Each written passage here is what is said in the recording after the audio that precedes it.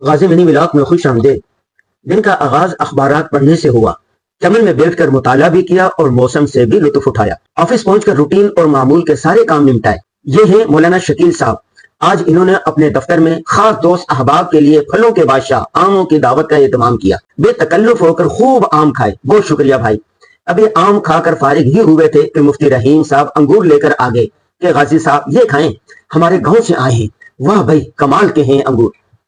سیرت النبی صلی اللہ علیہ وسلم کے موضوع پر زیر تصنیف اپنی کتاب کے چند صفحات لکھے۔ اپنے آن لائن صحافت کورس کے طلبہ کو وائس میسج کے ذریعے اصلاحات دی۔ تحفظ ختم نبوت کے قانون پر ویڈیو ریکارڈ کروائی۔ یہ مسئلہ ہمارے ایمان کا حصہ ہے۔ تاجدار ختم نبوت زندہ باد۔ قرآن پاک پڑھ کر اپنے مرحوم والدین کے لیے ایصال ثواب اور دعائیں مغفرت کی۔ روزانہ باقاعدگی سے ورزش کرنا ہمارے معمول میں شامل ہے۔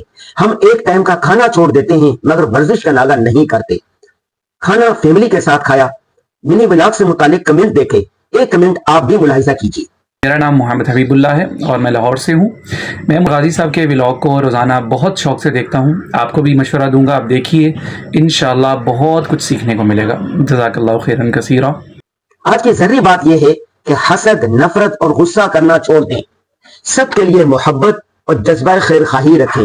دکھی انسانیت کی خدمت کریں۔ اللہ حافظ۔